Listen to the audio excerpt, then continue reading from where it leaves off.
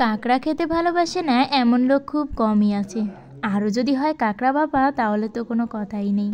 নমস্কার বন্ধুরা, জয়ের রান্নাঘরে সবাইকে আমন্ত্রণ জানিয়ে আজ আপনাদের সাথে শেয়ার করব কাঁকড়া ভাপা। আর এটাকে আমরা বড় কাঁকড়াই বলে থাকি। আর এই কাঁকড়া ভাপার জন্য কাঁকড়াগুলো কেটে নিয়ে আমি কতগুলো মশলা রেডি করে নিয়েছি। আর আমি বাটা মশলাতেই কাঁকড়া ভাপাটা করব। শুরুতে আমি কাঁকড়ার ভিতরে পেঁয়াজ বাটাটা দিয়ে দিলাম। আর বাটা মশলায় খাবারের স্বাদ কিন্তু দ্বিগুণ বেড়ে যায়। এবার আমি একে একে আদা রসুন বাটা, জিরা বাটা, ধনিয়া বাটা দিয়ে দেব। আর দেব শুকনো লঙ্কা বাটা আর গরম মশলা বাটা। আর এই কাঁকড়া ভাপাতে কিছুটা গোটা জিরা দিলেও কিন্তু আরও বেশি মজা লাগে, তবে আমি কিন্তু জিরাটা দিতে ভুলে গিয়েছিলাম। এবার এই সবগুলো মশলা দিয়ে আমি এখানে কাঁকড়ার যে গিলুটা হয়েছিল সেই গিলুটাও কিন্তু এর ভিতরে দিয়ে দেব।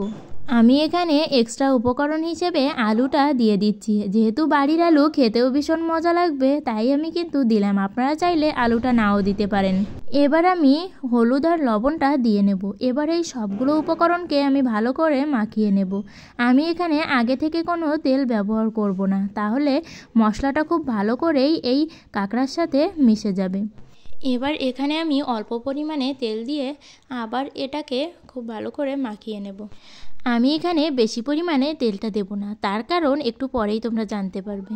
এবার এটাকে তো ভালো করে মাখিয়ে নিলাম। এবার আমি একটা ভাপানোর জন্য বাটি নিয়ে নিলাম। আর এই বাটির ভিতরেই কিন্তু আমি বাকি যে তেলটা দেব সেটাই দিয়ে দেব। দিয়ে বাটিটাকে ঘুরিয়ে ঘুরিয়ে তেলটা বাটির সাথে মাখিয়ে নেব। আর ভাপাতে একটু বেশি পরিমাণে তেল দিলেই কিন্তু মজা লাগে। এবার আমি কাঁকড়াটাকে বাটির ভিতরে একে একে দিয়ে নেব। সবগুলো দেওয়ার পর আমি মশলা ধোয়া জলটা কিন্তু এই বাটির উপর দিয়ে দিলাম। আর এখানে আমার প্রিয় বন্ধুদের বলতে চাই, আমার ভিডিওটি ভালো লাগলে অবশ্যই লাইক করে কমেন্টে আপনাদের ব্যক্তিগত মতামত জানাবেন।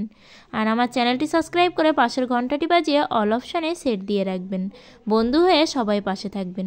এবার আমি 4টে কাঁচা লঙ্কা এর উপর দিয়ে ঢাকনা দিয়ে ঢেকে এভাবে একটি ডেকচির ভিতরে জল দিয়ে আমি এটাকে 1 ঘন্টার মতো ভাপিয়ে নেব। আর দেখুন বাটিটা তো গরম, আমার খুলতে একটু অসুবিধা হচ্ছিল। আর এই যে আমার ভাপাটা, তেলটা আমি অনেকটাই দিয়েছিলাম, তবে তেলটা কিন্তু নিচে চলে গেছে। আর এই উপরের অংশের তেলটা অনেকটাই কিন্তু ওই জলের ভিতরটাতে না বেরিয়ে গিয়েছিল, তাই একটু কম তেলই দেখা যাচ্ছে। আর এটা খেতে যে এতটা মজা হয়েছিল, আপনাদের অবশ্যই বলবো একবার বাড়িতে এই কাঁকড়া ভাপাটা ট্রাই করবেন, অবশ্যই ভালো লাগবে। আর শুধু বড় কাঁকড়া কিন্তু নয়, ছোট কাঁকড়া দিয়েও কিন্তু এটা আরও বেশি মজার লাগে। আমার কাছে তো ছোট কাঁকড়াটাই বেশি মজার হয়। আজকের ভিডিওটা এ পর্যন্তই। ভিডিও ভালো লাগলে লাইক করতে আর কমেন্ট করতে একদমই ভুলবেন না। সবাই ভালো থাকবেন, সুস্থ থাকবেন।